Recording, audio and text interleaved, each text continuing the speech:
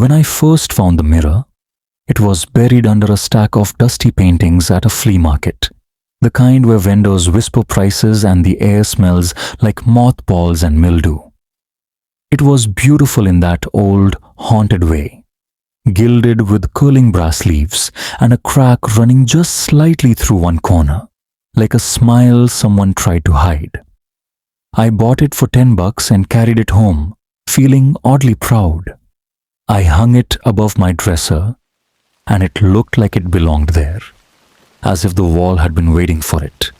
That night, I noticed something strange.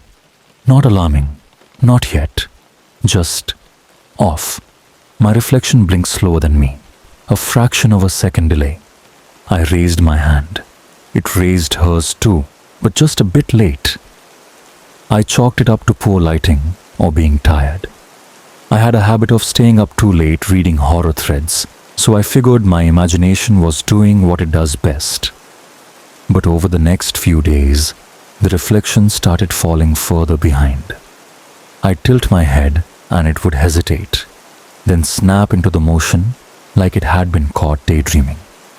It became a game for me, a creepy little game like playing tag with yourself. Until one evening, I smiled at the mirror, and it didn't smile back. It just stared. Its eyes were my eyes, but colder, flatter, like someone had drained all the life out of them. Its lips twitched, almost smirking, like it knew something I didn't. I stepped back from the mirror, heart pounding, and it stepped back too. Half a second too late. I didn't sleep that night. I stayed awake watching it from across the room, the faint moonlight spilling across the glass. For hours, the reflection just stood there, watching me from my own body. I covered the mirror with a towel the next morning. By the time I got home from class, the towel was folded neatly on my bed. The mirror was bare. I tried to move it to the attic, then to the garage, but no matter where I put it, I'd find it hanging right back on the same hook in my bedroom wall. I even smashed it once, finally losing my nerve. I used a hammer, full force, until the glass shattered like ice. I felt something strange when I did it, like the sound had teeth. My ears rang for hours. The next morning, it was whole again, hanging there, waiting. Then it started talking. It didn't use my voice. That was the worst part. The voice was older, thicker, cruel. "I'm tired of being on this side," it whispered. I was brushing my teeth and nearly choked on the foam. The voice came from the mirror, but my reflection's mouth hadn't moved. It just watched me, head slightly tilted, that same knowing grin spreading too wide, like it had too many teeth. "Let's switch places." I dropped the toothbrush and ran. I stayed at a friend's place for 3 days, told them I had plumbing issues. But every night, I saw it in my dreams, me, trapped behind the glass, scraping at the other side with bloody fingers while she stood in my place, laughing, living, breathing. When I finally came home, the mirror was gone. Or at least I thought so. My room looked normal. Too normal. And then I saw her. Not in the mirror. On my bed. Sitting. Smiling. She looked just like me. But her skin was paler. Stretched tighter. Her eyes shimmered like oil over water. She stood slowly, like she hadn't used legs in years. "You look tired," she said, tilting her head again. "You should lie down." Just for a moment, I tried to run, but my body wouldn't move. I watched, paralyzed, as she came closer, as her fingers touched my face, as everything went black. I woke up staring at my room, but through glass. I screamed, but no one heard. My fists pounded against the surface, invisible and unheard. She stood there in my body, brushing her hair in front of the mirror. She smiled, but not at me, at herself, at what she'd taken. Now I watch her live my life, night after night, while I rot behind the glass. And sometimes, when someone else walks past the mirror, I smile at them. Late. Just late enough to be noticed. I rarely sleep alone. Not by choice. Not anymore. The routine is always the same. I knock back 2 sleeping pills, sometimes 3, shuffle to my bed, kick off my socks, and lie down, waiting. I still take the pills even though they stopped working a long time ago. I guess I'm a creature of habit. Or maybe I just like delaying the inevitable.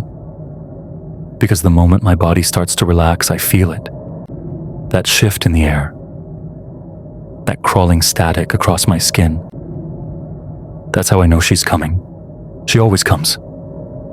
The first time it happened, I thought I was dreaming. I was half asleep, drifting in that strange place between waking and dreaming, when I saw her standing by the closet. Just her head at first. Tilted. Eyes wide, like she was trying to recognize me through the dark. But there was something wrong with her face. Her skin didn't look right. It was too tight in some places, too loose in others, like it had been stitched back on, and no one cared about the fit. And her smile. Jesus. I've never seen that kind of smile in real life. It was cracked, peeling at the corners, twitching like it hurt to hold. I told myself it was a night terror. That's what the doctor called it when I finally broke down and tried to explain. Said it was a trauma-induced hypnagogic hallucination. Said my brain was trying to process guilt. Said it would fade with time. He was wrong. She didn't fade. Every night she's there. Sometimes she crawls in on all fours, limbs bending the wrong way. Sometimes she just appears in the corner of the ceiling, her head rotating too slow, too deliberate, to be natural. She doesn't blink. Not ever. Her eyes stay locked on mine no matter how I shift or turn. It's like she can see through the blankets, through the walls. Like she's looking at something deeper than just my face. Like she's reading the truth off my bones. And on the worst nights, she climbs into bed with me. It always starts the same. I hear the dragging of something wet across the carpet. A whisper, like a breath pressed against my ear. Then I feel the weight, the awful crushing weight of her beside me. I can't move, can't scream. Just lie there and pretend I'm asleep. Pretend I don't hear her mimicking my breathing. Pretend I don't feel her cold breath curling against my cheek. Sometimes she tries to copy my expression. That's the worst part. When I flinch or twitch or whimper, she mirrors it. Her face twists in mock surprise or contorts in pain, like she's trying to play a game I never agreed to. She doesn't speak. Not usually. Except once. The first time she got close, really close, I panicked. Bolted out of bed, but my legs gave out halfway to the door. I landed hard against the dresser. I couldn't move. I think I might have pissed myself. That's when she crawled over, slow, deliberate like she was savoring every inch, and got right in my face. Her eyes weren't just wide. They were wrong. They were hollow. Like looking through broken glass and seeing something on the other side you were never supposed to find. She opened her mouth, lips purple, bloated, torn in one corner. And then she whispered, "You shouldn't have killed me." I swear to God I didn't. But I was driving. That much is true. I shouldn't have been. Too many drinks, too fast, too reckless. I didn't even see her until she was already on the windshield, until the glass exploded and the car spun. I didn't stop. I was terrified. I ran, ditched the car. And when they found it, they never traced it back to me. I told myself it was a deer. That's what I told the mechanic who fixed the damage. That's what I told myself when I couldn't sleep. That's what I told my friends when they asked why I stopped driving. But I know the truth now. She wasn't a deer. She was a girl. and she remembers. Every night she reminds me. So yeah, I take my pills. I lie down. I wait. Because I don't sleep anymore. I hide. And every night, she finds me. We were just going for a walk, the way we always did. No real destination, just drifting down the streets of our neighborhood like we owned them. My best friend had this thing. He had to introduce himself to every girl we passed. Didn't matter if she was beautiful, average, or just a teenager walking her dog. He'd flash that same crooked grin, nod like he'd known her in another life, and say, "Hey, I'm working on something." I used to laugh it off. He said he was sharpening his game for the real prize when she came along. I guess it was practice, in a way. A warm-up before the kill shot. And yeah, he was sharp when it came to women. Too sharp. We've been best friends since I was in the 7th grade. It started over a girl, of course, Tina. She had this smile that messed you up and these perfect little freckles that looked like someone had kissed her face with paint. We both liked her. Said so at the same time one day, behind the bleachers. But he made the first move. I stepped aside. That's what friends do, right? After Tina, it was like we never stopped. Girls came and went like seasons, but we were constant. Some we wanted, some we didn't. Some we agreed were ripe, as he liked to say. I hate that word now. It sounded so harmless back then. Like fruit you pick off a tree. Nothing wrong with that, right? It's funny the things you start to ignore when you're young. The way he'd stare a little too long. The way he'd talk about the girls. Like they were puzzles he was trying to take apart. Once, I asked what he meant by that, and he said, "You'll understand one day." I didn't. Not then. But I do now. My mom never liked him. Said he gave her the creeps. She hated that I always came home late when I was with him, smelling like cheap beer and sweat and pine from the woods behind the school. I told her we were just exploring. He's a little weird, I admitted, but he's harmless. She shook her head and muttered, "No man carries a machete for fun." I told her it was just a phase, like his obsession with war documentaries and foraging mushrooms. He's a collector, I said. That's all. But that machete was always with him, tied to his back with a worn leather strap like some soldier from another era. He never used it. Not in front of me, anyway. He said it was for protection. From what? I once asked. He just smiled. The first time I saw blood on it, I didn't say anything. I wish I had.